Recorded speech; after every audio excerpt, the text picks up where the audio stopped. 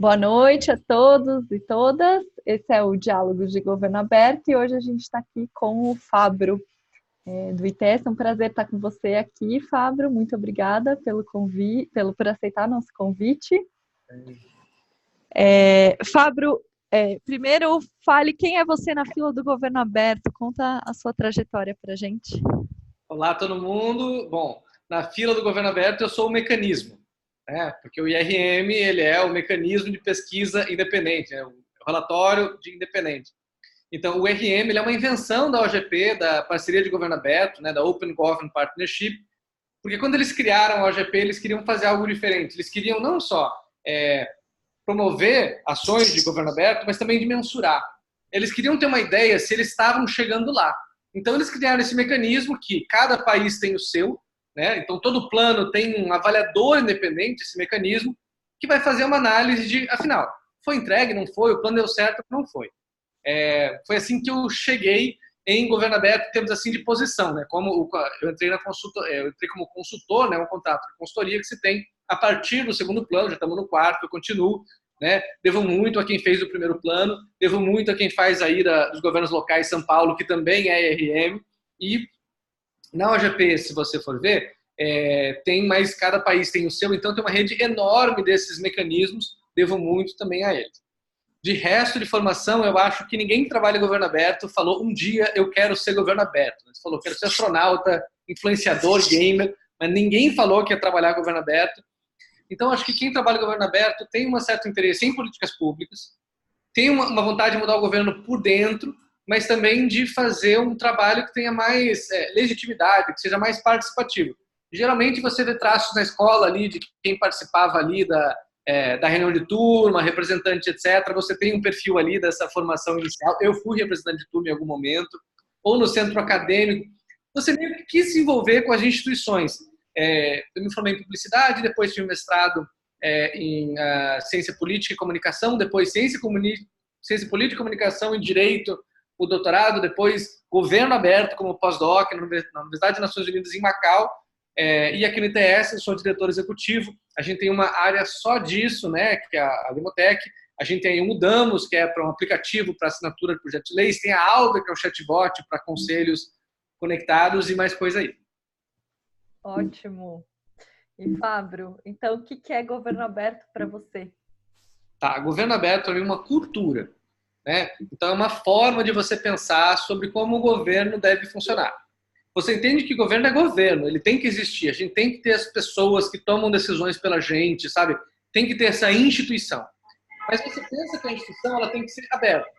Uma instituição aberta é ela que ela tem mecanismos institucionalizados de participação.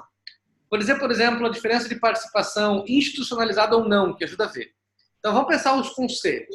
O conselho é um mecanismo reconhecido pelo direito administrativo para que a sociedade civil tenha uma forma de participar das decisões do governo.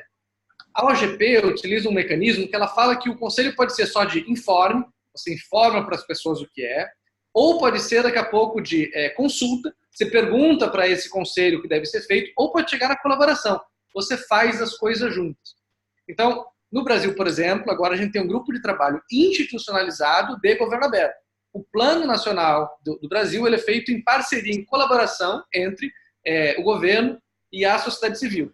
Então, voltando à pergunta, o que é governo aberto? Eu acho que é uma cultura onde envolve um elemento de participação, de formas institucionalizadas de participar, de transparência, dessa ideia de que tudo no governo é público ou poderia ser público, exceto o motivo contrário, né? Lembrando das reservas, por exemplo, da lei de acesso à informação, e accountability, que é essa coisa, palavra que não tem tradução muito em português, mas que é de você botar o governo responsável pelo que ele faz. Melhor ainda que botar o governo responsável é ajudar o governo a ser responsável pelo que ele faz. Ó, o dever é seu, eu acho que não está acontecendo, mas eu te ajudo a chegar lá. Acho que o governo aberto é mais ou menos isso. Ótimo. E se todos os governos fossem abertos, que tipo de sociedade a gente teria? Eu acho que o governo tem que ser aberto, a ONG tem que ser aberta, a empresa tem que ser aberta, o jornal tem que ser aberto. Então, o governo aberto é uma forma da gente de governar instituições. A gente pensa que o governo público, né, tem que ser, porque ele é o mais aberto de todos, a gente esquece disso. O executivo, em particular, Mas eu acho que se todos os governos fossem abertos, a gente teria um aumento de confiança nas instituições. Um relatório muito interessante do Banco Mundial é que ele está nos municípios que têm mecanismos de participação cidadã, participação cívica, institucionalizados e funcionais. Lá se recolhe 30% a mais de imposto. É coincidência? Ou pode ser que, como as pessoas participam do governo, elas acreditam que elas concordam mais em pagar impostos porque elas têm um retorno sobre aquilo. O inverso disso é nenhum governo ser aberto. E o que a gente vê quando nenhum governo se é aberto é que ele se torna menos representativo, as pressões internas aumentam, a eficiência do governo diminui. Então eu acho que o governo aberto é o caminho que a gente tem que tomar, e é muito novo, tá? A gente está falando de algo aí que tem o quê? 15, 20 anos de algum conhecimento mais estruturado. O tema é bom, mas é muito novo ainda. Ótimo. Agora, bora lá para conversar sobre toda essa experiência que você teve de IRM, não só, né, de quem tem acompanhado a pauta, a reflexão que é o que a gente está mudando na vida das pessoas com essa nossa agenda, né? O que você pode falar, que caso você conta para a gente, que você poderia compartilhar, e todo mundo que puder mandar questões, a gente vai abrir o diálogo agora. Tá, vamos falar de coisas internacionais e nacionais, então. Tem um compromisso da Finlândia que eu amo. É um conselho de anciãos. Ele é um conselho de pessoas a partir de certa idade. O objetivo deles é enviar um parecer sobre uma decisão que o governo tem sobre eles. Eu imagino, por exemplo, a gente teve aí uma lei recentemente, plano de saúde, que aprovou um reajuste que entre os mais velhos foi lá para cima. Eu imagino que se a gente tivesse um conselho de ancião funcionando, bem funcionando, eles iam falar, olha, vai dar problema aqui em cima. Isso aqui, para nós, vai ter um efeito diferente. Esse é um mecanismo de participação, né? Onde você tem um aconselhamento da decisão pública. No Brasil, Consumidor Gov.br hoje é uma iniciativa super promovida pelo Ministério da Justiça, que pensa o governo como plataforma. Em vez de todo mundo ter que ir no PROCON, né? O governo, o Ministério da Justiça, ele vai concordar com algumas empresas que têm muitas queixas, que você tem que receber as pessoas numa plataforma digital. Mas não é só isso. Todos os dados que são colocados lá são públicos, exceto dados pessoais que você esconde, a sua reclamação é pública. No que você faz reclamação pública, se você quer fazer uma reclamação similar, você pode ver a do outro, copiar e colar. Você diminui o acesso à informação que você precisa. Além de tudo, você permite que outros façam análise para saber se a NET está tendo um comportamento diferente no tratamento do Fabro ou de outros. Olha que forma diferente disso. Você reduz o custo do governo de sediar PROCONs, você acelera as resoluções, a taxa de resolução aumenta, e você daí coloca o governo para fazer uma atuação mais específica naquela empresa que não está cumprindo ou que tem muitas reclamações. Estava lá no compromisso do Brasil e é um bom exemplo. Outro que eu gosto muito é recursos educacionais abertos. Então, a comunidade de recursos educacionais abertos no Brasil é muito grande. E, para ser bem honesto, é bem difícil, foi difícil como mecanismo de eu definir por que eles eram importantes para governo aberto.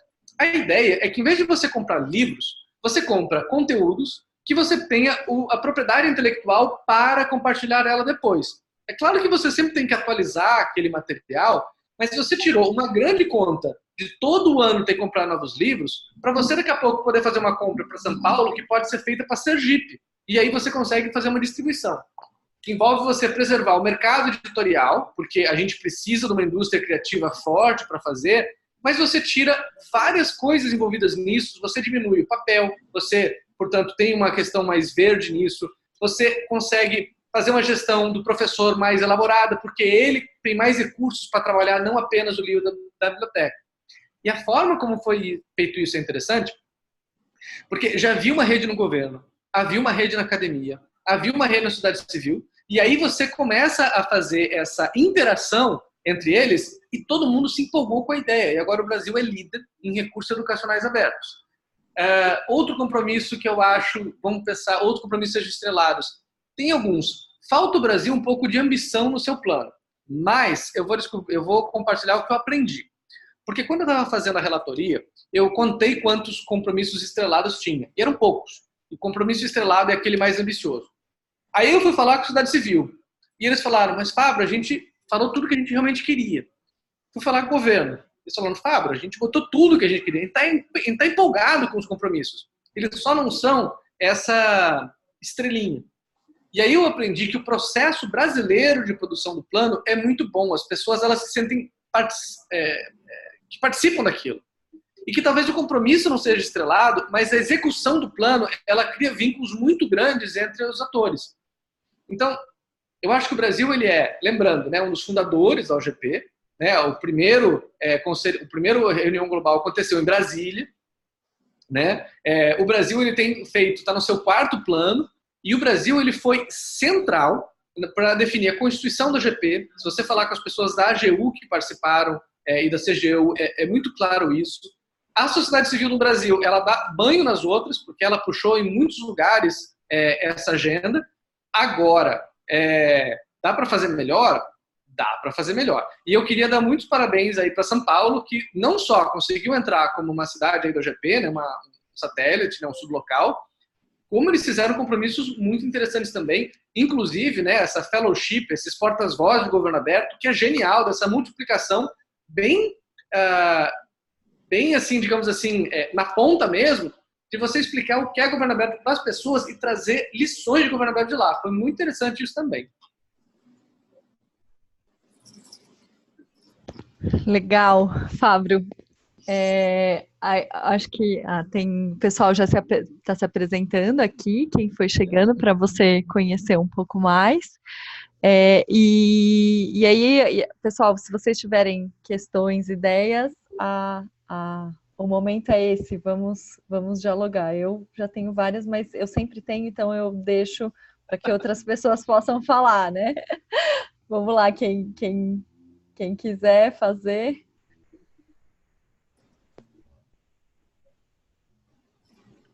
Amanda abriu? Oi, abri. Oi, Fábio, tudo bem? Boa noite. Bom dia.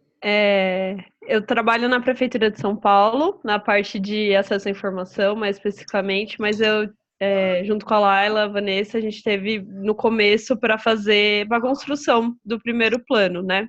Então foi bem, acho que um processo bem desbravador, assim, como fazer, né? Então, a minha pergunta, não sei se você acompanhou essa avaliação dos subnacionais, se você acha que tem... Porque o que eu sinto, né? Como é total enviesado, porque eu trabalhei com isso, mas quando a gente está... Eu sinto que o governo aberto tem mais possibilidade quando a gente está no governo subnacional, porque a gente está lidando com a realidade da pessoa ali do dia a dia. A gente está falando da escola dela, a gente está falando do transporte dela, da saúde dela. E como que você vê a implementação desses compromissos dos governos subnacionais em comparação com os nacionais? Às vezes eu sinto, e é um sentimento mesmo, de estar um pouco longe, às vezes, os compromissos do nacional, do plano nacional, com o dia a dia das pessoas. Não sei se você avalia isso e como dos outros países foi. Acho que seria legal se pudesse contar para a gente. Posso falar um Obrigada. pouco dos Estados Unidos. Eu acho que, na verdade, eles são complementares. Porque se você quiser, por exemplo, fazer o compromisso que tem agora lá de proteger a identidade de quem pede informação, você não consegue começar isso para uma cidade. O ideal é que isso venha de cima, e isso é muito transformador. Se você quer trabalhar, por exemplo, com recursos hídricos, isso não é algo que está no âmbito da cidade, está acima da cidade. Agora, de fato, quando você abre dados da merenda escolar e você entende, certo? Toda a cadeia de produção de quantas galinhas são necessárias e o que isso tem impacto na família, na escola, no professor e etc., na fazenda ali perto da cidade, isso é muito interessante. O ideal é que a gente tivesse coisas que sejam complementares. Talvez seja difícil de ter o governo aberto no Estado. Eu acho que o Estado é o que mais pergunta o que estou fazendo aqui. Porque ele nem está na cidade, ele nem está no nacional, ele tem várias atribuições deles e tem pelo menos 6 assembleias legislativas no Brasil que tem programas de governo aberto. Minas Gerais, por exemplo, é muito interessante o que eles estão fazendo. O Rio Grande do Norte agora acabou de botar lá o Mudamos, né, como na Constituição para assinatura de projeto de leis de iniciativa popular, mas você vê com eles uma dificuldade de saber como explicar para o cidadão o que aquela casa legislativa faz e a diferença que tem nas pessoas. Então, Amanda, respondendo a sua pergunta, eu acho que são complementares. E aí, quando a gente pensa em outros países, todo mundo tem o mesmo desafio. Eu acho que o OGP ela tem uma facilidade que ele troca de experiência. E aí a importância, sabe, de você documentar, de você usar algumas línguas que possam ser acessíveis a mais países para a troca de experiência. Dito isso, é tão difícil de você realmente sentir o que o outro país fez, porque eu acho que a gente ainda está tentando aprender como explicar isso. Eu sempre tive a ideia de ter aquele telefone do Batman, que você podia ligar para o RM de lá e perguntar, então, como é que foi isso? Mas ainda é difícil de você entender. Acho que a gente tem que, de pouquinho em pouquinho, ir contribuindo esse banco de ideias. Lembrando, né, que você tem o OGP Explorer, né, que são todos os compromissos que o Brasil fez, que todo mundo fez. E aí, eu lembro de um artigo acadêmico que eu fiz com isso, que se chamava Lutando contra a Corrupção Sozinho, onde eu vi 2.600 compromissos que a OGP tinha, desses só 7%, 13% lidavam sobre corrupção, mas só 2% lidavam com algum tipo de participação fora do governo para lutar com isso. Então, olha como a gente pega o mundo todo, governo aberto, temático, você pega luta contra a corrupção, que é um tema tão importante para todo mundo, e mesmo assim, a maior parte dos compromissos não envolviam outros atores que não o governo. Essa ideia de que o governo trabalha sozinho, ela ainda é hegemônica. É difícil de você ir contra e é difícil de você fazer isso ser eficiente. Fabro, na linha do que a Amanda perguntou e um pouco do que a gente viveu trabalhando dentro do governo com esse tema e que no fim todo mundo vive de alguma forma, seja de dentro ou de fora do governo, governo aberto é muito distante da realidade da Dona Maria, sei lá, que vem aqui comprar pão aqui embaixo no mercadinho de casa. E quando a gente vai falar que a gente está aberto um processo participativo para falar de governo aberto, o que a gente sempre vê é que as organizações que falam de governo aberto, que não são a representante da Dona Maria, elas vão pautar, e aí, no fim, isso é legítimo, não estou falando que não é legítimo, mas elas pautam e muitos desses compromissos, eles ficam ensimesmados, né, que é a transparência pela transparência, ou a transparência para aprimorar um portal que só eu vou usar, talvez eu não tenha o impacto na vida das pessoas, e a gente percebia, acho que o primeiro desafio era como que você conecta esse governo aberto com o dia a dia para quando não virar um processo participativo, as pessoas falarem, governo o quê? Que é isso? E como que eu conecto com a política pública de fato, né? Como que a gente transforma em políticas públicas abertas, que elas sim vão ter impactos. Então, o que você acha disso, né? E o que você viu nesse sentido que rompe um pouco com essa lógica de planos que falam para eles mesmos e que não rompem, não transformam, né? Eu acho que a gente... Lala, acho que é boa pergunta, mas eu acho que tem que ter um pouco de paciência. E aí eu vou falar sobre uma iniciativa que é quase centenária, que são os Conselhos de Saúde. Se eu não me engano, os Conselhos de Saúde são de 32. Eu posso ter errado na data, mas eles são bem antigos. Olha o quanto de Brasil que eles foram. E aí eu vou falar da Dona Leila, minha mãe, de uma história que ela me contou ontem. Ela se mudou para Joinville, alguém bateu na porta dela e falou, oi, tudo bom? Eu sou aqui do posto de saúde, você não quer fazer um acompanhamento com a gente? Foi, fez um preventivo, e aí deu um cardápio de coisas que minha mãe podia fazer, minha mãe selecionou 2. E aí dessas 2, tinha um conselho, onde ela ia, conversava com outras pessoas e conversava com médicos, e aí você já fazia esse preventivo, e de 15 em 15 dias essa interação.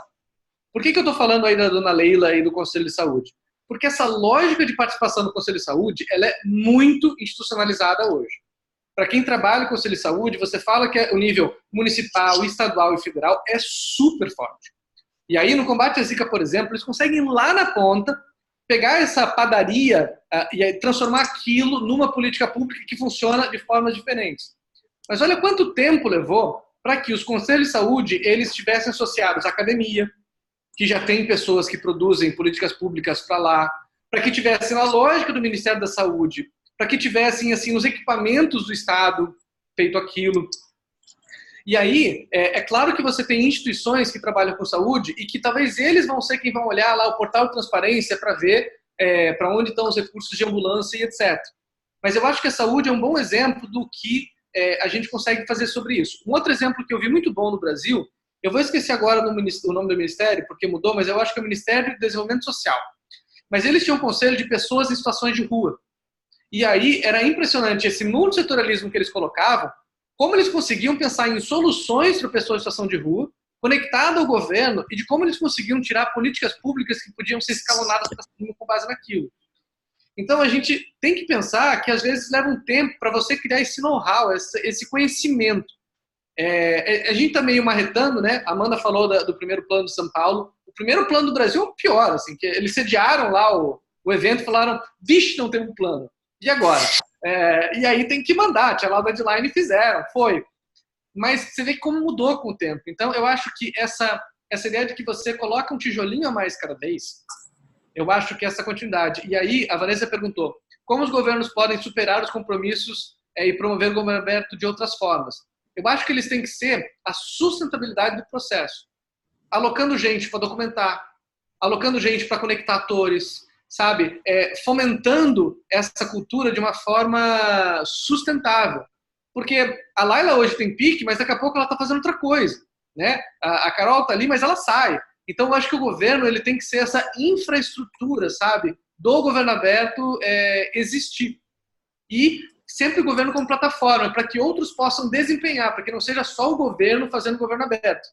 Eu lembro, por exemplo, que acho que era o governo, não lembro qual governo estadual, ele sugeriu de fazer o seguinte, olha, esse negócio de usar a tecnologia para assinar projeto de leis, deixa que eu faço.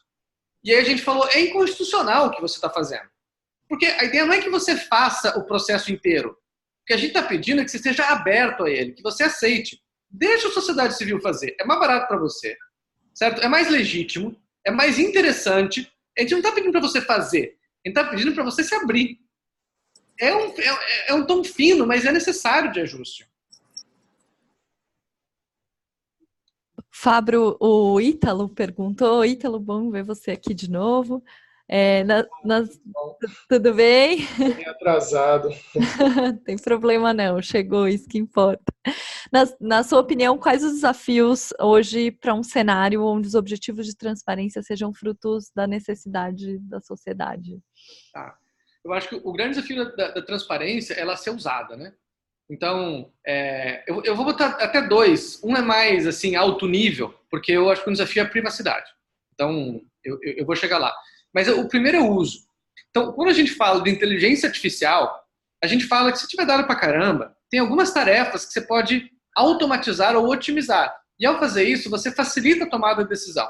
Acesso à informação, por exemplo, a hora que você começa a ver onde é que estão os gargalos, você pode ver que é da segunda para terceira instância que está dando problema. É naquela vara, é naquele pessoal específico. Esse uso, na verdade, ele tem que estar associado para resolver um problema. E aí o problema da transparência é de que não é caro fazer portal de transparência, é um desafio de você manter, mas dificilmente a gente abre dado para resolver um problema. E aí, para mim, a solução da transparência, ela tem que vir, e isso é muito controverso, eu sei, com iniciativa privada. Então, por exemplo, o portal de transparência, ele tem cadastros de pessoas que não podem contratar com o governo. Quando chega a lei de combate à corrupção, você fala que se um fornecedor seu tiver envolvido em corrupção, você responde por uma parte disso. Isso fomentou para que Itaú, Bradesco, Sadia e outros utilizassem os dados do governo para celebrar contratos em sua rede de fornecedores. Se você não pode negociar com o governo, você também não pode negociar comigo. E eu acho isso interessante. Se o cadastro é bom, bem cuidado, tem accountability, etc., você vê que a iniciativa privada ela desenvolve soluções para fazer aquilo. E aí, o que eu não gosto da solução do Itaú, Bradesco, etc., é que elas são fechadas. Funciona para uma e não funciona para outra. Melhor seria que daqui a pouco você tivesse um ecossistema, que daqui a pouco você tenha essa empresa B. Ela presta um serviço onde ela faz um uso desse serviço de transparência para a prestação de serviço. E aí você dá sustentabilidade. Você não fecha o dado, esse é o pior cenário. Você presta um serviço que daqui a pouco atinge os objetivos da abertura daquele dado e você não anula a situação dos outros. Eu sei que isso é controverso, porque toda vez que a gente fala de setor privado, parece que a gente está falando da privatização da cultura de governo aberto. Mas eu sempre lembro que na OGP, né, um dos stakeholders, um dos setores é governo aberto, são o setor privado. Eles não têm direito a voto, eles não sentam nos conselhos, mas eles estão mencionados lá e eles participam das organizações. e é uma cultura que geralmente é difícil da gente fazer. E só o último, acho que é a privacidade, porque agora a gente entendeu o desafio de desanonimização de dados. E aí a gente tem essa ideia de abrir por padrão tudo, e a gente aprendeu que você pode estar criando aí uma cauda longa que pode estar expondo pessoas. E essa discussão de como abrir dados, mas com níveis de privacidade protegidos, é algo que a gente não conseguiu ainda desenvolver. Abriu, está aberto. E aí? E eu acho que a gente tem esse desafio de proteger o cidadão ao abrir dados. Temos mais perguntas aqui para você. Amanda perguntou se talvez conectar governo aberto com outros temas, educação, saúde, meio ambiente, seria uma estratégia para agregar novos grupos e novas demandas e assim garantir a sustentabilidade da promoção de governos abertos para além de uma discussão circular, falando só de transparência, inovação e accountability. Uhum. Uma questão. E a outra é da Paula, perguntando se, na sua percepção, o modelo que temos implementado da OGP, com a construção de planos e execução, é um modelo que traz bons resultados reais. Acho ótimas perguntas, vou responder. Amanda, eu lembro que do segundo para o terceiro plano, eu li lá as áreas prioritárias da OGP e não tinha meio ambiente. Aí, eu não sei se foi exatamente assim, certo? Mas eu liguei para alguém e falei, por que você não está lá? Ele fala, lá onde? E eu falei, olha que legal isso. Essa pessoa não só entrou com a sua instituição, como outras entraram, e hoje nos compromissos, eu acho que tem 2 de meio ambiente. Então, a hora que você conecta modelos de negócio de organizações do terceiro setor que falam de governo aberto, trabalham de governo aberto, e elas conseguem fazer projetos para captar recursos e trabalhar com aquilo, você dá sustentabilidade. Veja que eu estou falando de governo aberto lá em cima, né? Não ali no cidadão, no nível organizacional. Mas eu acho que isso já dá uma outra cara do que está fazendo. E ninguém quer saber de governo aberto. As pessoas querem saber de saúde melhor, né? Você quer saber de pendurar o quadro. Ninguém quer saber do prego, né? Dane-se o prego. Mas eu acho que a gente tem que caminhar com os 2 pés. Porque eu acho que quando a gente fala de transparência, participação e accountability, eu acho que a gente fala de um know-how, de um conhecimento acumulado de como fazer. E a conexão dessas 3 coisas. Então, por exemplo, quando eu tenho compromisso de transparência, eu pergunto, e a participação, cadê? Vou dar um exemplo aí de um compromisso estrelado do segundo plano, que é genial. Dados espaciais, georreferenciais, de propriedades rurais. Esses dados ficavam com os cartórios. Em 500 anos de Brasil, você já entendeu os problemas que existem, certo? De latifúndio e etc., de apropriação de terra. E havia uma fila de 2 anos para você conseguir um documento de terra rural, porque você não tinha aquilo. Eles pegaram e abriram todos os dados. Eles acabaram com a corrupção nos cartórios, certo? Eles criaram um grupo de engenheiros ali, florestais e outros, que faziam a validação desse serviço. E eu falei para eles, vocês não perceberam que vocês criaram o maior passivo da história do Brasil, né? Porque agora você sabe, terra que pertence a 2 pessoas, terra que é da União que está ocupada, tipo, vocês deram transparência para tudo. Não vai faltar quem veja algum problema com isso. E essa base tem funcionado, inspirou um outro compromisso e tudo mais. Mas o que eu falei para eles é o seguinte, participação e o accountability. E quando aquele dado estiver errado, você pensou no mecanismo, certo? Que a pessoa possa te ajudar a resolver aquele problema, e eles não tinham. Falaram, opa, vou fazer. Ou daqui a pouco, participação. Eles falam, esse grupo fechado é bom, mas por que vocês não criam um grupo mais aberto de participação? Porque daí vocês podem ter pessoas, cartórios, por exemplo, que daqui a pouco te ajudam vocês com essa tarefa e aumenta a accountability. Então, eu acho que falar do tema é bom, é super importante, atrai gente, mas eu acho que tem que falar dos outros 3 também, sabe? Senão dá um problema. E aí a Paula falou, será que o modelo OGP no Brasil é bom? Traz estados reais? Pergunta de $1 milhão, de $1 milhão de dinheiros. A resposta é não e sim. Essa ideia de você fazer um plano andar de carro trocando a roda é idiota, certo? Você não acabou um plano, você já está mensurando, tem que fazer o outro e etc. Por outro lado, se não fosse assim, será que ia dar tão certo? De ter um depois do outro e você dar sequência? Eu não sei, mas foi a opção que eles pegaram. O mecanismo de monitoramento ele está sendo revisto para ser mais ágil. Você vê que o meu do terceiro plano não saiu ainda, certo? A ideia é que saia em 1 mês. Agora, como é que você faz todo esse processo sério de avaliação, certo? De consulta aos setores, do expert panel e etc., em 1 mês? É uma pergunta que ele está tentando responder para que tenha qualidade e efetividade. E será que os planos são bons? Olha, o segundo plano do Brasil teve 52 compromissos, certo? eu era abençoado eu era conhecido como o pior IRM do mundo, porque nenhum plano tinha sido mais complexo que esse. Mas, ao mesmo tempo, eu considero um sucesso porque, poxa vida, sabe? Olha quanta gente do governo e da sociedade civil que se voluntariou para botar um compromisso. Alguns eram simples e ruins? Sim. Alguns não foram entregues? Sim. Mas, poxa, sabe?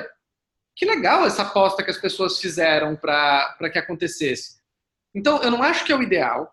Eu acho que a gente tem que lembrar que a OGP, ela vem ela traz uma inovação num lugar que não havia nada, não há organização internacional equivalente, não há conhecimento equivalente, e eu acho que, assim, é o custo da inovação. Às vezes a gente acerta errando, mas se é bom, não é. Fábio, aqui Vanessa, que tem teve uma experiência super interessante com vários municípios, sobretudo menores, né? Ela pergunta aqui, ela fala que nesses municípios a compra de sistema, que muitas vezes inclui o portal de transparência, são a solução, sem internalizar a abertura, a transparência e a própria gestão dessas ferramentas. O que mais a gente vê é isso, né? Empresas oferecendo a solução para que o município cumpra só um cumprimento de legislação e norma, e não uma transformação, não uma política mesmo de transparência estruturada. Como fazer para evitar esse cenário da compra de tecnologias aí? Ótimo ponto. Eu acho que o primeiro é código aberto, né? Porque daí você já acaba com um problema disso. Então, as ouvidorias têm um sistema que, se eu não me engano, era da Microsoft. E alguém, se eu não me engano, de Fortaleza, decidiu abrir o código. Reescreveu algo que fazia a mesma coisa. A CGU adotou, e agora, quando ela faz ouvidoria, ela já transfere esse sistema. Não só você garante a fidelização de dados, né, você consegue acompanhar, como você tira um custo que não tem por que ter 5.035 custos iguais a esse. Por outro lado, eu celebro o fato de que você tem alguém da iniciativa privada que queira prestar esse serviço. E aí eu vou dar um outro exemplo que é semelhante, mas que alguns acham muito controverso, que é o Colaborê. Porque o Colaborê, ele inventou um aplicativo que daí as cidades podiam usar, e aí eles inventou outros serviços associados àquilo. Em Curitiba, eu lembro que eu falei com a prefeitura que eles tinham adotado, e eles falaram, gente, é um sonho, um pesadelo. É um pesadelo porque agora, como eu não tenho um sistema de identidade, eu tenho mais um canal que a pessoa fala a mesma coisa. Então, ele vem no Facebook, no Twitter, aqui, pro telefone, e agora no Colaborê. Por outro lado, e eles me mostraram o seguinte, olha, por exemplo, aquela faixa de pedestre lá onde minha mãe morava. Minha mãe de volta aqui na fala. Todo mundo quer uma faixa lá. Só que ninguém entende que faixa depois de viaduto é risco. Não pode. Então, nem sempre que a pessoa quer, você pode fazer. Outra coisa é o problema. Quando 50 pessoas vão lá e querem, daqui a pouco você tem uma faixa que está para ser instalada ou estudada há 2 anos, que chegou a vez dela, e aí aquele processo rapta e agora aquela faixa mais importante que a outra. Então, existem desafios, mas por que eu falei do Colaborê? Porque uma das coisas que eles estão se especializando como serviço, como modelo de negócio, é prestar serviço para as prefeituras para saberem como responder às demandas do cidadão, conectar os serviços. Essa ideia meio de CRM. O ideal seria que o próprio Estado, ENAP e outros prestassem esse serviço. Mas, às vezes, eu acho interessante que hajam soluções do setor privado também que existem. Então, cidades pequenas são famosas por ter muito pouca gente, não só no cidadão, como dentro do governo. Então, eu gosto que tenham essas soluções que possam ser também dadas ao setor privado. Dito isso, eu acho que código aberto, contratos que sejam claros, que favoreçam realmente a infraestrutura e a transferência de conhecimento. Senão você cria no governo um zumbi. Ele só funciona com você, né? Sistemas de CRM são um exemplo claro da digitalização de serviços que daqui a pouco você tem que pagar, sei lá, uma fortuna para ler os dados que são seus. Mas eu acho que eu fico feliz que tenham esse ecossistema. Se é o ideal hoje, eu não tenho conhecimento, mas me parece que a gente implementou uma política sem necessariamente implementar um fomento ao ecossistema para que universidades, empresas e governos pudessem atender essa demanda. E às vezes a gente acaba com essa disfunção, que pode ser o caso que você identificou. Acho que pegando esse gancho, a Paula fez um comentário. A Paula também participou dessa experiência, sabe, desses desafios, né? E ela comentou aqui que falar em código aberto também parece um desafio, né? É mais fácil comprar um serviço desenvolvido do que se disponibilizar para elaborar, até em razão de limitações de servidor, medo. Eu vi a experiência que eu tive com a Paula, inclusive, os servidores não queriam desenvolver o ESIC do código-fonte da CGU por medo de não, qualquer alteração, ou por não saber a linguagem, enfim. Tem alguns desafios também com o código aberto, né? Essa eu vou deixar para os especialistas em código aberto, a galera que realmente defende, porque eles têm muito a falar. Inclusive, podem abrir o microfone aí e falarem aí se tiverem algo para colaborar. Mas eu acho que o código aberto, ele é o dedo e a lua. Porque o código é o dedo, ele não é a lua. O que você tem que realmente abrir é o conhecimento, o know-how, a experiência. Com o código aberto fica mais fácil de você fazer isso, porque a cultura do código aberto é justamente essa colaborativa, facilita, porque já vem de dentro. Por outro lado, eu não sei se precisa de um Waze aberto. Eu não sei se o Waze, para a escala que ele opera e para o nível de precisão que ele tem, uma opção fechada não é mais eficiente do que criar o próprio Waze. Não sei. Eu adoro o Movit, adoro as opções, eles fazem coisas incríveis. Acho que o que eu quero falar é que é o seguinte, mais importante do que o código em si é a cultura do código aberto. E que talvez, o Waze é um ruim exemplo, eu retiro ele. Mas talvez tenham outras coisas que talvez funcionem melhor, entendeu? Eu já vi a cara da Paula lá falando, ei, não! Já comentei aqui que você foi polêmico. Mas mudando aqui do código e falando um pouco do papel das empresas, né? O Rafael, ele perguntou que como o setor privado poderia colaborar com o governo aberto, e a Carol complementou, né? Como fomentar o ecossistema para uso dos dados abertos gerado pelo governo. Eu acho que a gente tem que pensar, eu acho que é muito mais uma questão de desenvolvimento nesse caso, assim, de infraestrutura, de conectar áreas que nós somos bons e políticas públicas, do que propriamente de governo aberto. O fato do GPS ser aberto, voltando para o tema polêmico, né, permite de que a gente consiga construir várias soluções em torno de geolocalização, algumas privadas, outras públicas, mas é uma infraestrutura que a gente pode se apoiar, é uma infraestrutura de dados. A maior parte dos dados abertos estão em serviços públicos, no governo público. Quem trabalha com infraestrutura de dados sabe que, na verdade, você acaba que tem muita dificuldade de você dar manutenção a esses dados e tudo mais. Então, a gente deve tirar o chapéu para o governo que abre dados, porque muito pode se apoiar para construir coisas que estão lá. Mas eu acho que pensar a Tríplice Hélice, pensar a academia como uma peça central, é algo que é geralmente esquecido. Então, por exemplo, quais são as universidades que têm laboratórios? Não estou falando de pesquisador que chama laboratório, estou falando de laboratório, de resolução de problemas, tá? Sabe? Que prestam serviços para o governo e prestam serviços para iniciativas privadas com base em dados abertos. Olha, por exemplo, o caso da Inglaterra, que tem, por exemplo, eu vou lembrar daqui a pouco o nome, mas é uma incubadora de soluções privadas de cibersegurança. E aí você tem todo um guia, certo? Um programa para fomentar esse ecossistema de segurança de dados para que a Inglaterra seja atendida por diferentes tipos de soluções para a iniciativa privada, para o governo e para o cidadão. Então, essa incubação de ideias, certo, que pode ser feita nessa união de academia, governo e setor privado, eu acho que seria por onde eu vou. Mas as soluções são tão diferentes para diferentes problemas que eu acho que eu posso pensar em outras 7 respostas boas para isso, entendeu? Fábio, tem uma pergunta aqui do Ítalo, falando que muito se fala da transparência dos dados, mas e sobre a transparência do que ainda não foi registrado? Por exemplo, as rotinas de trabalho, ou os processos, ou aquilo que está invisível ainda do registro? Ótimo ponto. E aí, vou falar de outro tema polêmico, blockchain, né? Eu acho só use blockchain se você realmente precisar e no que precisar. Mas veja que o smart contract, essa forma de contrato blockchain, de certa forma, ela é uma digitalização do processo, né?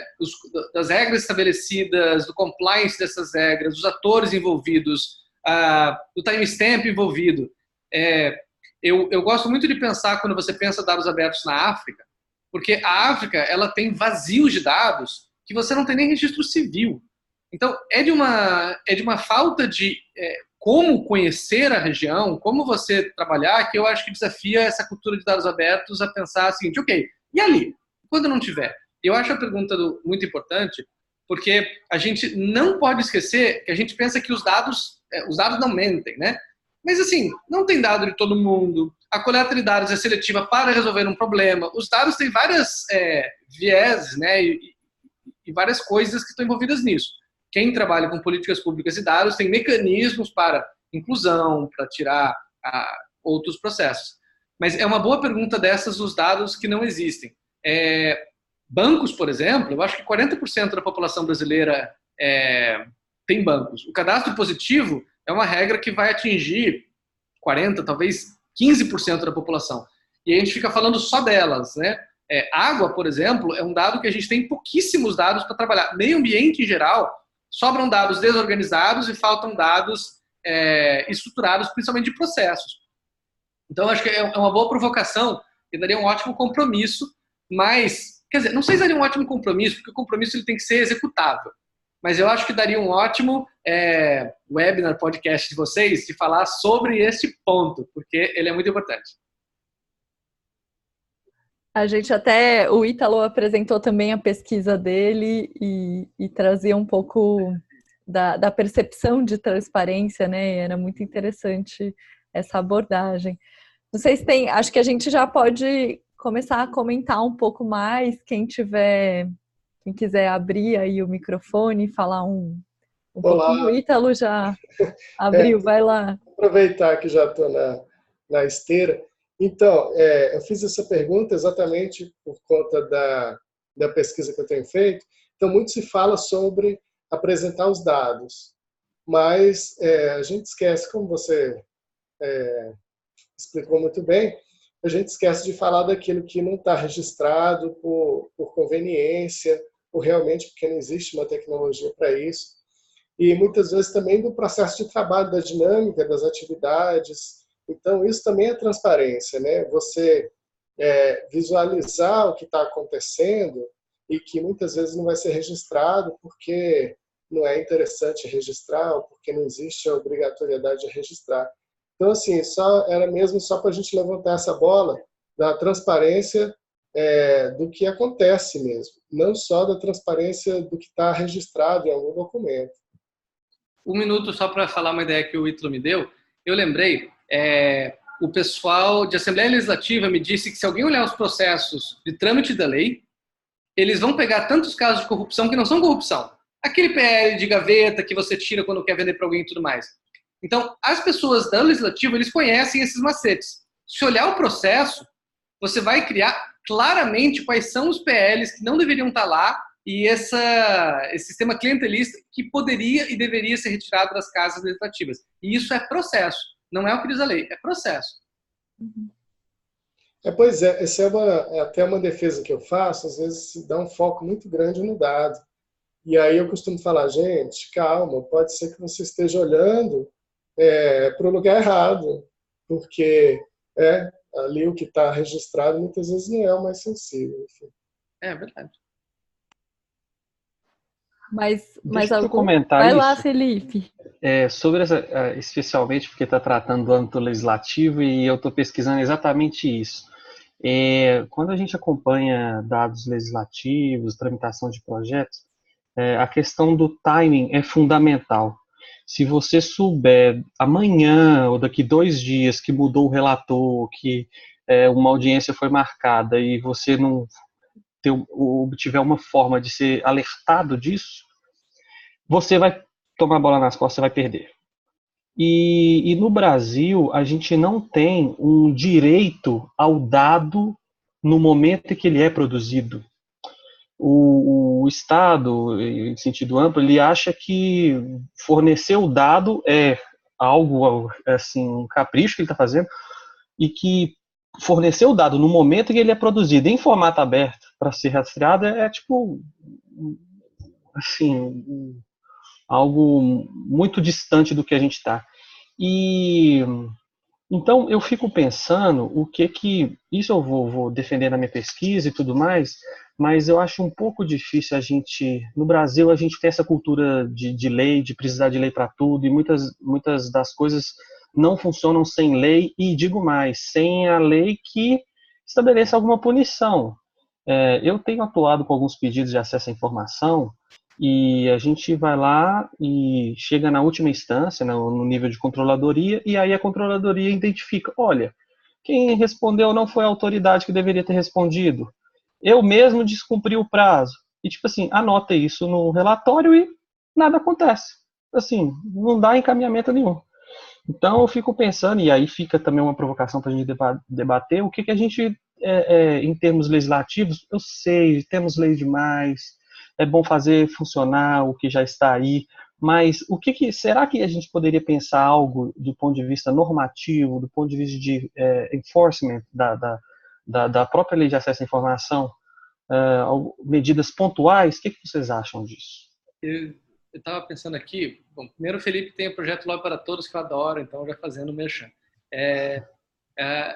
Uma vez eu tive a ideia de fazer como é que eu chamei? É que depois enfim, eu queria tirar as leis. Eu falei, em vez da gente passar a lei, vamos deletar a lei, vamos deletar a parte da lei, vamos ver o que da lei não pegou e vamos deletar. E aí eu percebi duas coisas. Primeiro, o perigo que isso é, e eu já desisti rapidamente. E o segundo, que a gente não está acostumado a fazer uma análise com a parte da lei pegou.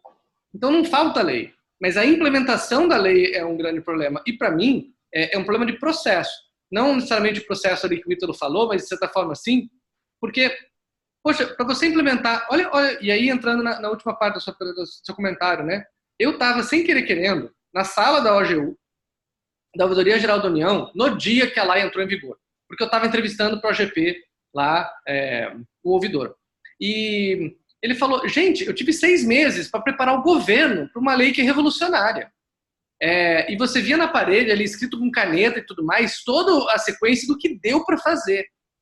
E aí eu acho que muitos dos problemas que a gente tem com a lei, que hoje já é muito melhor do que era, pelo menos essas são o que os números mostram, apesar de ter problemas ainda sérios, vem de processo. Eu acho que a OGU ela tem um cuidado muito grande, artigo 19, que apoia muito esse processo lá dentro, de realmente pensar em processo. Então agora, por exemplo, no plano você tem a questão de dar anonimato a quem pede, porque você está comprovado que se você tem jornalistas que pedem informação, aquela informação é tratada diferente.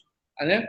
Então, vai lá. Aliás, Fábio, sobre isso, eu até fiz um alerta com alguns colegas que trabalham sobre dados abertos.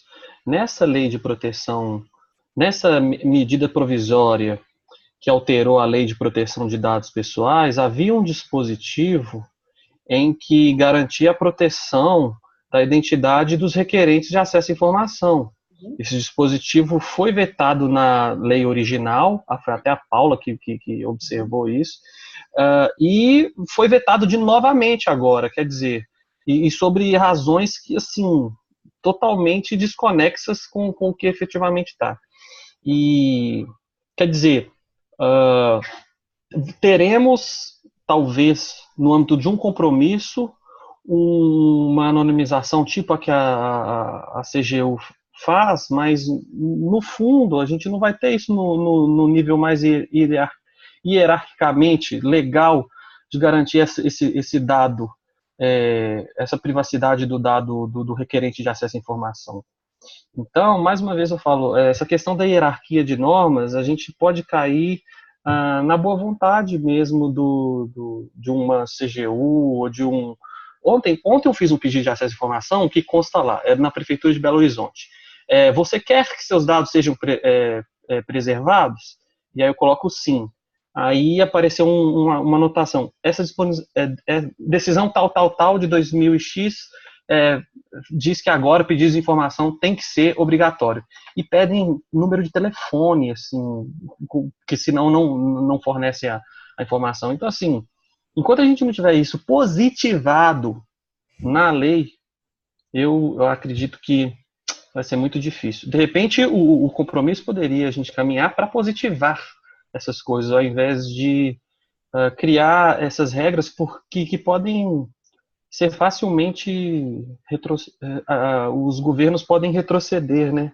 É o que eles falam, até só para concluir, para não falar muito, alguns estados que fazem crowdsourcing de legislação, essas coisas de colocar na Constituição ou na lei orgânica um determinado direito X, por que que é importante colocar isso? Porque torna mais difícil voltar atrás em avanços que eventualmente possam ter sido conquistados com planos de ação, com iniciativas de colaboração da sociedade civil, etc. E aí, se eu puder encaminhar e já provocar de novo, esqueci o que eu ia provocar, porque eu tô usando o tempo demais. podem falar. Dando disclaimer, esse é um caso que eu não posso comentar, porque como ele faz parte do compromisso, o mecanismo ele não pode se expressar por nenhuma coisa que esteja acontecendo. Fábio, só para acho que conectar isso que o Felipe estava falando e um pouco do que a gente viu na OGP Academy, né? O Fábio estava, a Paula estava, o Felipe estava lá no Canadá também. Teve uma discussão da responsável pelo acesso à informação, né? A comissária do governo do Canadá, e ela falava muito de como a gente tem que criar e pensar em legislação num framework de direitos humanos, né? Voltada à pauta de governo aberto que se conecte, porque o que a gente está fazendo é um pedaço do acesso à informação, depois a privacidade, depois o marco civil, e como que a gente poderia ter um olhar integrado para essas políticas e essas legislações também, né? Então, acho que talvez esse possa ser um caminho para a gente discutir mesmo a integração desses temas, né? Para não ficar uma fragmentação também de legislação e também de políticas, né? E elas se conectarem, e aí, como eu sou gestora pública de formação, eu fico pensando também como se conecta um plano da OGP com planos estruturais da própria gestão, né? O PPA, o plano plurianual, ou os próprios mecanismos de orçamento, enfim, como que a gente pode adotar metodologias para esses planos. Falando, acho que a Natália quer falar, tem a pergunta da Carol, etc. Mas sobre isso, o que eu vejo como mecanismo é de que quem no governo participa, eles abrem oportunidades que eles tenham ali o orçamento, a execução ali. Então eu acho que a hora que você atrai o governo a co-participar daquilo, você já aumenta a chance de que não seja só uma ideia, que ela tenha feito. O oposto disso é o governo só querer fazer o que ele quer e ganhar ainda os louros de estar no plano. Esse é o oposto, é o lado perverso dessa lógica. Exato. E aí aqui, falando, né, da questão da Carol, ela pergunta quanto aos formatos de como esses dados são apresentados, né, a gente estava na outra discussão. Quais as políticas da OGP para esse tema e para que esses dados sejam conectados, ou seja, para que não sejam criados grandes silos digitais de depósitos de dados e não promova acesso e reuso. Olha, um conselho que funciona muito é a Infraestrutura Nacional de Dados Abertos, né? Ainda, ela é um exemplo, não sei como está hoje, porque faz tempo que eu não olho, mas ela é um bom exemplo de como isso acontece. Um dos compromissos era sobre direitos autorais, proteção de patentes e direitos autorais de dados abertos. Foi um compromisso feito com uma participação muito grande da Open Knowledge Foundation, que gerou aí uma licença, uma proposta de licença para o governo brasileiro. Compromisso que teve sobre educação, tinha a questão base por exemplo, de não ter CAPTCHA no Lattes, né, para você poder fazer usos ou em outras plataformas. Eu acho que a comunidade de dados abertos no Brasil é muito forte e ela puxa essa agenda. Ao mesmo tempo, o que eu vejo do então ministro do Planejamento, agora no Ministério da Economia, é uma capacidade interna muito forte do país de pensar dados abertos em comparado com outros. Dito isso, falta bastante? Falta. Mas eu acho que é sempre bom dar os louros, por exemplo, que o Brasil, em 2004, teve um portal de transparência. Isso era raro no mundo de você ter isso daí acontecendo, né? Então, acho que, assim, dados abertos é um dos temas mais louváveis que eu acho no Brasil, mesmo com todos os desafios. Você vê, o Ítalo está pensando no processo, é lá na frente, entendeu? Isso não quer dizer que eu acho que não falte, entendeu? Maravilha. A Paula tem 2 comentários, aí eu acho que a gente já amarra com esses comentários dela. Vamos lá, Paula. Então, na verdade, eu queria falar com relação à anonimicidade dos dados e as leis que estão tramitando. Acho que é um ponto que a gente tem que olhar, e aí acho que até olhar para a função da própria OGP e de como ela vem respondendo, né? Foi criado um compromisso e constantemente ele tem sido questionado. Então, aquilo que foi aplicado e desenvolvido pelo compromisso tem sido questionado por outras áreas do governo. E o que eu sinto, de alguma forma, é que existe um risco da manutenção. Então, no final das contas, a gente cumpriu com o compromisso, então lá para fora isso vai aparecer como ok, mas a gente ainda tem um risco de perdê-lo, né? Então, acho que até reforçando um pouco do que o Felipe falou, acho que algumas coisas de fato a gente ainda precisa reforçar, porque eu acho que os compromissos eles talvez não tenham essa grande, ou a gente não tem uma um lastro tão significativo nele, e é isso talvez a gente tenha que repensar. E esse tema que a Laila trouxe com relação ao que a gente acompanhou na OGP Academy, para mim foi um dos temas mais importantes que a gente, até de todo o Summit, de toda a semana que a gente teve lá, acho que esse foi um dos temas que mais foram mais sensíveis, assim, que fizeram a gente refletir sobre o tema. A gente tem que pensar como envolver e o que pode ser feito aqui no Brasil, porque realmente as coisas estão se perdendo em frentes diferentes, né, e a gente não está conseguindo trazê-las de uma forma mais concreta. E aí até aproveitar para já fazer um convite, porque eu acho que uma das propostas dentro da Conferência Ethos de São Paulo tem uma mesa que é para tentar discutir um pouco disso, resgatar aquilo que a gente acompanha um pouco lá no Canadá e tentar olhar para o nosso cenário, nosso contexto e como é que a gente consegue trabalhar essas questões, né? Acho que o veto que foi apresentado dessa vez com relação aos requerentes da LAI, que tem uma chancela da CGU, para mim é muito preocupante, diferente da versão anterior que não tinha. Então a gente, né, tem que tomar um certo cuidado com ele. Acho que esse é um tema que pode ser bem importante aí nos próximos meses para a gente. Paula, já que você falou do veto, deixa eu falar rapidinho. Eu pedi os antecedentes da mensagem de veto e essa semana eu recebi a resposta. Sabe o que falaram? Que é sigiloso, porque ali tem um parecer do advogado-geral da União e que os pareceres do advogado-geral da União são protegidos por sigilo de advogado. Sério, eu recebi isso em resposta dos antecedentes da mensagem de veto. Primeiro que eu pedi antecedentes, não pedi só parecer jurídico, né? E aí eu queria ver, sim, o que a CGU recomendou, né? Nesse ponto, assim, ter a íntegra. Então, para vocês verem o tamanho do desafio, né? E, enfim, eu já pedi várias mensagens, antecedentes de mensagens de veto e já recebi. Mas sobre essa específica eu recebi essa justificativa, então... Entrando aqui no modo IRM, né? Ainda está para o grupo de trabalho o comentário no relatório. Eu acho que o que a gente faz é que todos os comentários que são feitos pela sociedade civil e pelo governo, eles são inseridos, então a gente não filtra, né? A gente inclui eles. Lembrando que ele é uma fotografia, a oportunidade de hoje é uma fotografia do que aconteceu até, não lembro o mês, mas até um determinado momento, então eu tenho esse limite temporal de registrar até lá. Dito isso, vai haver um outro relatório. Nesse relatório podem ser deixados também comentários.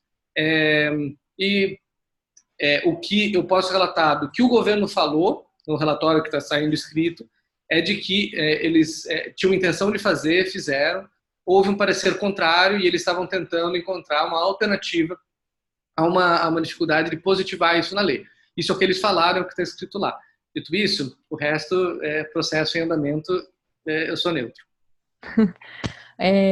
Paula, se depois você puder falar um pouco para a gente como é que foi e a discussão na própria conferência também.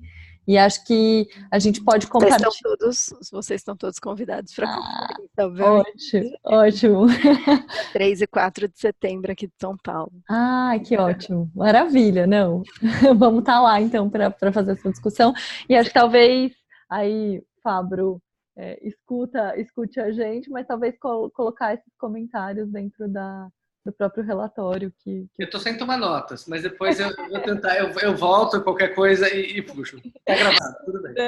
Mas aí acho que a gente tem essa função também, enquanto organizações de sociedade civil que acompanham, né, de fazer o comentário aí na discussão desse compromisso em especial. Né? Eu tô devendo inclusive esses comentários, Fábio.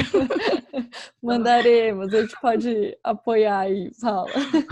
Tá certo. Para finalizar, né, já que a gente começou com a GPRM, eu acho que o mecanismo ele tem muito essa função. Muitas pessoas perguntam por que a OGP não tem dente, né? Poxa, mas então a OGP não vai fazer nada. E essa é uma discussão que se discute muito. Existem coisas muito graves que já aconteceram, e aí aprimoraram-se mecanismos graves de não enviar um plano, ou de combinar com a sociedade civil um plano e mandar outro. Então já aconteceram coisas muito graves, e aí para isso foram criados alguns mecanismos digamos assim, de suspensão ou de menção e tudo mais. Mas, em geral, eu falo que quando a gente pensa no OGP, tem que pensar em mundo. E aí você tem que pensar numa regra que vale para cá, e vale para Tailândia, e vale para Suécia, e vale para vários lugares. E essa coisa de governo aberto, se você quiser traçar uma linha mesmo de quem é aberto, eu acho que fica uns 3. Então, se você botar muito em cima, você acaba que você não é inclusivo dos outros. Às vezes tem que dar um voto de confiança e aceitar que tem países que, tá bom, vá, entra aí e vamos fazendo. E aí, dando um exemplo, que eu lembro muito, quando teve encontro agora não lembro se era no Uruguai ou em Buenos Aires, certo? Mas era logo depois do impeachment, e a CGU tinha acabado de mudar de ministro. Mudou de nome e mudou de ministro. E aí, no encontro, a sociedade civil estava completamente zangada, certo? Usando pleonasmos. E aí, elas falaram muito assim de vamos ser do GP, vamos escrever uma carta e cair fora. Mas a pessoa que estava na mesa da CGU, ela falou assim na fala dela, eu falo, olha gente, eu saí, eu não sei se eu sou do governo, porque eu saí e deixei minha carta de entrega de cargo na mesa, porque se não botarem ministro sério, eu não quero ficar mais no governo. E aí que você entende que essa agenda de governo aberto, ela tem a presidência, o presidente, mas ela tem mais ainda, um núcleo duro de pessoas que se preocupam dentro e fora do governo e que vale o ouro. E, na verdade, são esses que tocam, são esses os lumpa-lumpas que tocam o governo aberto no mundo todo. E a diferença de quem está no governo e fora é muito pequena. E eu vejo nesse grupo que muitas pessoas aqui já entraram e saíram do governo ou entraram e saíram da sociedade civil. E eu acho que essa é uma mensagem que as pessoas esquecem. Quem está dentro do governo e pensa em governo aberto é muito parecido com quem está lá fora. Exatamente, exatamente. E estamos em vários locais, em vários momentos. Fábio, atingimos nosso teto. A gente queria muito agradecer a sua participação e a sua disponibilidade de estar aqui com a gente. Para quem participou pela primeira vez, a gente vai disponibilizar agora o áudio, então entre hoje e amanhã, se vocês puderem divulgar, a gente vai ter o conteúdo aí do áudio e vídeo disponível. E quem quiser participar das próximas pode mandar e-mail para a gente que a gente envia o convite ou acompanhar nas próprias redes que a gente posta. Fábio está super convidado a estar com a gente também. Apesar da gente saber que a agenda é cheia, o convite fica aberto. E a gente queria muito agradecer a presença de todas e todos vocês. É um prazer estar aqui às quartas debatendo um pouco mais. Bom, gente, eu agradeço muito. É sempre bom falar, escutar e trocar. Acho que governo aberto é algo que ninguém sabe direito o que é e como se faz. Então, acho que é assim que a gente vai descobrir. Maravilha. É isso, vamos descobrindo juntos. Valeu, gente. Muito obrigada. Valeu, Fábio. Até. Tchau, gente. Obrigada. Obrigada.